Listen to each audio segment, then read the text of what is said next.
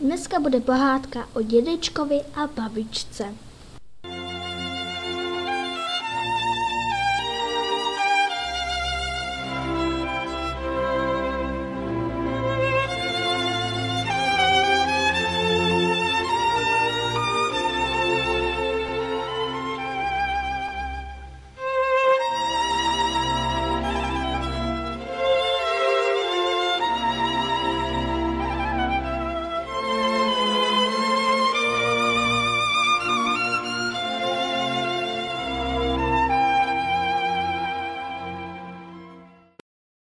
Když jsme to včera s tou pohádkou Ferdíčku skončili?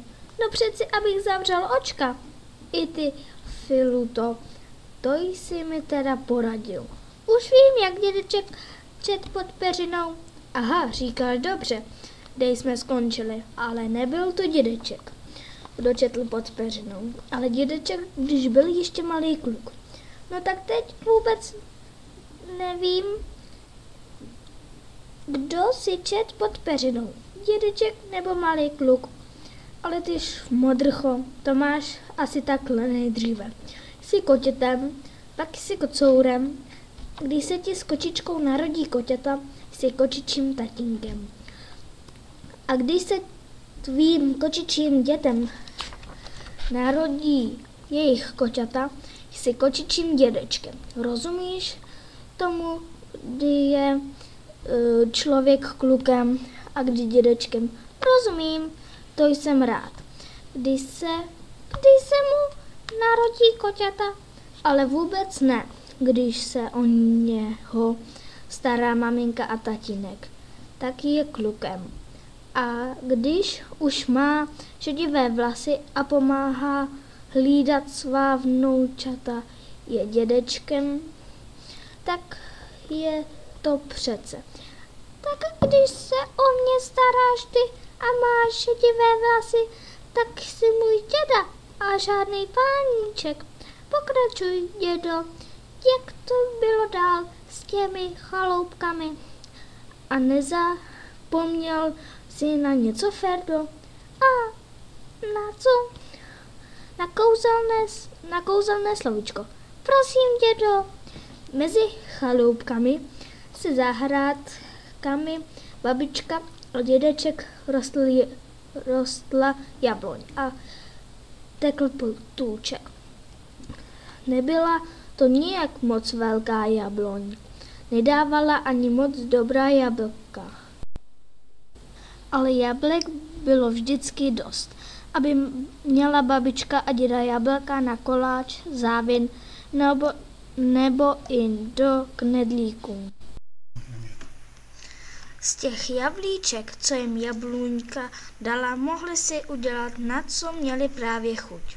Až jeden rok, kdy z jara byly takové mrazy, že květy umrzly a v létě zase takové sucho, až potůček vyschl a tráva zvadla. Bylo na stromě jenom pár jablíček. Těch pár jablíček na té jabloni je pro náš příběh moc důležitých. A o nich si ještě dál něco povíme.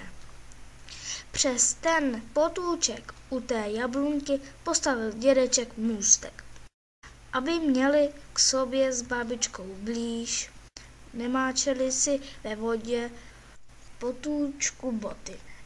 Vedle postavil lávku k můstku, aby si mohl nabrat do konve vodu na zalití zahrádky a měli také kde vymáchat prádlo. Dříve, když ještě neexistovaly pračky, bylo normální, že se u řeky nebo na potoce pralo prádlo. Proto tam tu lávku děda postavil. Udělal si moc pěknou lávku, dědečku, pochválila ho babička. Však ty tvoje koláčky, babičko, jsou taky moc dobré, říkal dědeček. Měli se jako sousedé rádi.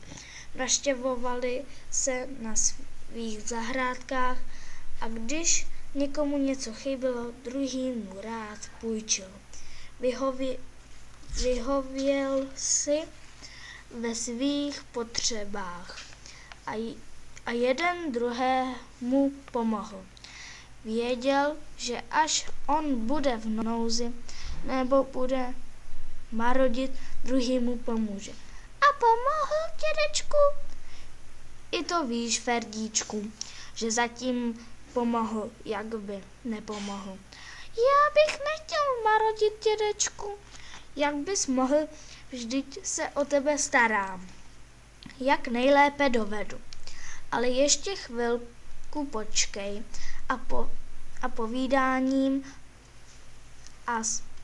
počkej s povídáním, nebo se nedoberem konce pohádky. Ještě jsem ti nestihl nic říct o těch chaloupkách, co v nich bydleli babička a dědeček. Tak poslouchej dál. Uprostřed každé zahrádky stála chaloupka. Nebyly to perníkové chaloupky, i když stály u lesa a byly stejně tak pěkné. Babička bydlela v chaloupce ze soli a dědeček v chaloupce z hrášku. Ty chaloupky nebyly veliké, měly jen jednu místnost, protože se v ní sedávalo u stolu, říkali ji sednice. V sednici bývalo i v zimě teploučko. V rohu sednice stály kamna s pecí. A v peci se pekl chléb a koláče. Nahoře na peci se spalo. Dědeček i babička si hověli v teploučku na svých pecích a dobře se vyspali. To se jim to spalo na ty peci. No a my pro dnešek také půjdeme spát. Ne, ještě ne. Já bych chtěl vědět něco o té peci. Já bych taky takovou chtěl, aby se mi spalo. To je dobře, že tě to zajímá, Ferdíčku. Ale to se dovíme až zítra. Jestli nám to sami dědeček s babičkou prozradí. Dobrou noc, Ferďulko.